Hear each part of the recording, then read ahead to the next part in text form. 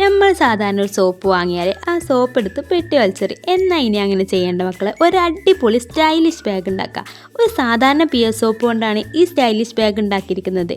കണ്ടാൽ ആരും ഇത് സോപ്പ് പെട്ടി കൊണ്ടാണെന്ന് വിശ്വസിക്കില്ല.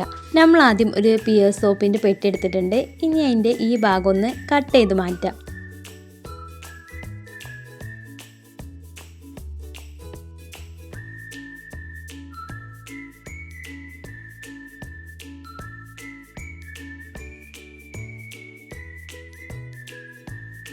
ഇനി നമുക്ക് ഈ ഭാഗം ഒന്ന് ഒട്ടിച്ചെടുക്കാം.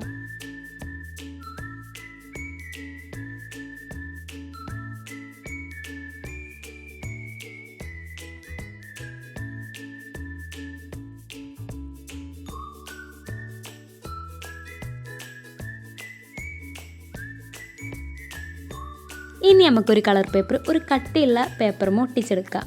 ഇനി അതില്ലെങ്കിൽ ഒരു ഗ്ലിറ്റർ പേപ്പർ ഉണ്ടെങ്കിലും മതി കേട്ടോ, എൻ്റെ കയ്യിൽ അതില്ല. ഇനി നമുക്ക് അതൊരു പീസ് എടുത്തിട്ട് ഈ സൈഡിലായിട്ട് ഒന്ന് ഒട്ടിച്ചെടുക്കാം. അതുപോലെ തന്നെ നമുക്ക് മറ്റേ സൈഡിലും ഒന്ന് ഒട്ടിച്ചെടുക്കാം.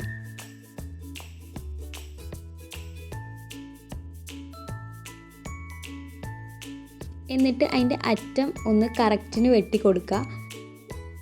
ഇനി ഒരു വലിയ പീസ് എടുത്തിട്ട് നമുക്ക് ഒരറ്റത്ത് നിന്ന് മറ്റൊരു അറ്റത്തേക്ക് ഒട്ടിച്ചെടുക്കാം.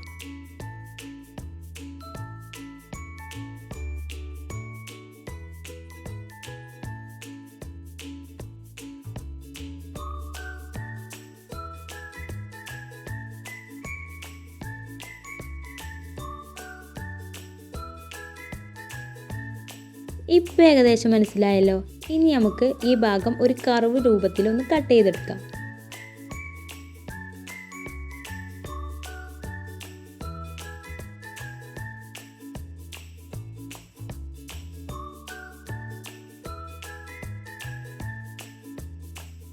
ഇനി ഈ ബാഗിൻ്റെ ലേശം ഭംഗി കൂട്ടാൻ വേണ്ടിയിട്ട് ഞാൻ ഓരോ പീസുകളും അവിടെ ഇവിടെ ഒക്കെ ആയിട്ട് ഒട്ടിക്കുന്നുണ്ട്.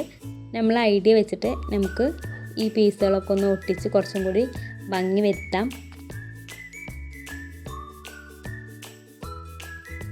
അപ്പോൾ ഇതാണ് നമ്മളെ ഫൈനൽ ലുക്ക് വരുന്നത്. ഇനി ഇത് കുറച്ചും കൂടി ഭംഗി ഉണ്ടാക്കാൻ വേണ്ടിയിട്ട് ഞാൻ കുറച്ച് ഫ്ലവേഴ്സും കൂടി ഒട്ടിച്ചെടുക്കുന്നുണ്ട്. അപ്പോൾ ഞാൻ ബാഗ് തുറക്കാൻ വേണ്ടിയിട്ട് അതിൻ്റെ ഉള്ളിലായിട്ട് ഒരു ഡബിൾ ടേപ്പ് ഒട്ടിച്ചിട്ടുണ്ട്.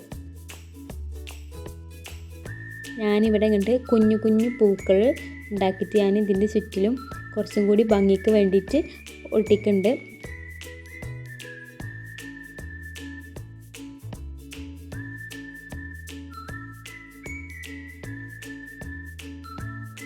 ഇനി നമുക്ക് പഴയ ബാഗിൻ്റെ ചങ്ങലൊക്കെ ഉണ്ടെങ്കിൽ അത് ഈ അറ്റത്തൊന്ന് കൊളുത്തി കൊടുക്കുക, മറ്റേ അറ്റത്തൊന്ന് കൊളുത്തി കൊടുക്കുക. അപ്പോൾ ഇതാണ് നമ്മൾ ഫൈനൽ ലുക്ക് വരുന്നത്. കുട്ടികൾക്ക് കളിക്കാനും സമ്മാനം കൊടുക്കാനൊക്കെ ഇതൊരു ബെസ്റ്റ് ഓപ്ഷനാണ്. നിങ്ങൾക്ക് ഈ കൊച്ചു ക്രാഫ്റ്റ് ഇഷ്ടപ്പെട്ടാൽ ലൈക്ക് ചെയ്യാനും സപ്പോർട്ട് ചെയ്യാനും മറക്കരുത്. അപ്പോൾ അടുത്ത വീഡിയോ ആയിട്ട് വീണ്ടും കാണാം. ബൈ.